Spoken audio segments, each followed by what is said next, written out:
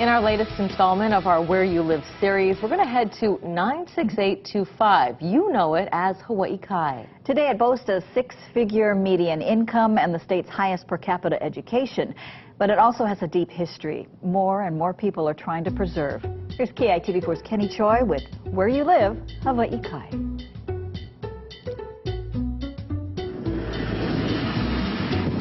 This is the Hawaii Kai we know today. Heavily residential with homes dotting the ridges, lining the waterfront, and towering above the east side of Oahu. Featuring a scenic drive along the Kaiwi coastline that's second to none. But before all this came into place, Mauna Lua, as the area has been called for more than 1,000 years by Native Hawaiians, looked dramatically different. See how this is over here? Picture that all the way down. And then there would be no... It's a lot of green. A lot of green. That beauty is still here. Valleys, ridges, beneath all that big, beautiful mountain range over there, for instance, lies a brand new city. I think you've heard about it, Hawaii Kai. With a vision to provide new jobs in marina lifestyle housing, entrepreneur Henry J. Kaiser began to develop thousands of acres owned by Bishop Estate. His business philosophy, based on his words, find a human need and fill it. And fill it he did.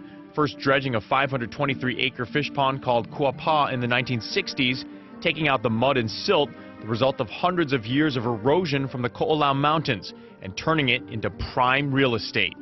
But new development meant an abrupt goodbye for the people who once called this place home. It was the first time that I had seen my father be very emotional about it because he had put so much into it.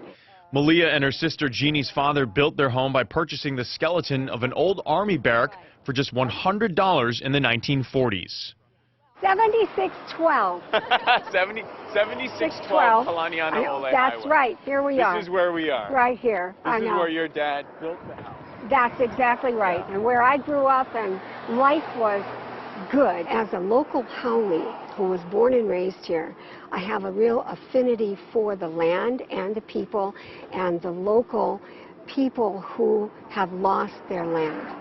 Rapid development in the 60s with homes selling for an attractive $19,000 led the way to a booming population growth. And in the 1970s, the move to oust the pig farmers in Kalama Valley.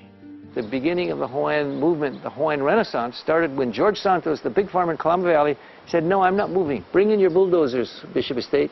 We're staying." It was a protest and fight that had lasting effects for Native Hawaiian rights.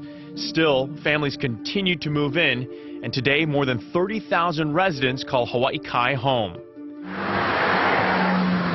But in the midst of all the bustle of a mini city, just down the street from one of its busiest shopping centers on Hawaii Kai Drive lies a sacred place called Havea Heao.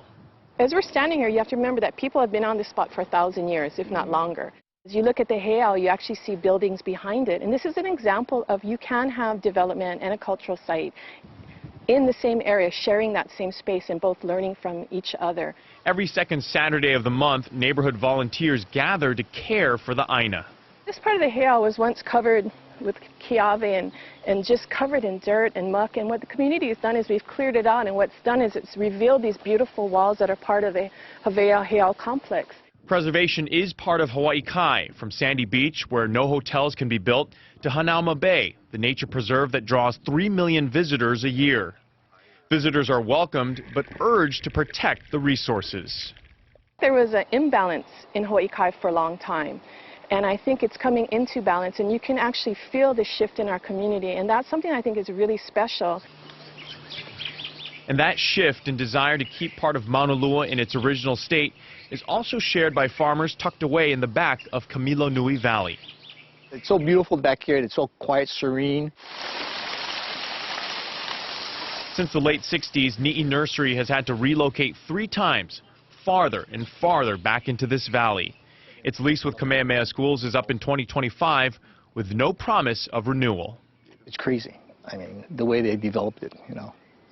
But progress, you can't stop it.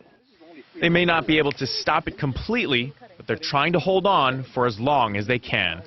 Finding a good balance between what had happened in rampant development back in Henry J. Kaiser Day and where we are today, we're going to be able to find that balance.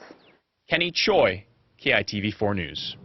You know, some historians believe Henry J. Kaiser came up with that name, Hawaii Kai, but there's no actual documentation that the businessman had clearly named it after himself. So interesting to see that change. I love that old video. You really get a sense of the landscape there. And tune in tomorrow morning to see how those with livable Hawaii Kai hui volunteers, they are also saving an extremely endangered Hawaiian bird by preserving the Ke'awa'awa wetlands. Make sure to tune in tomorrow morning for that. So interesting.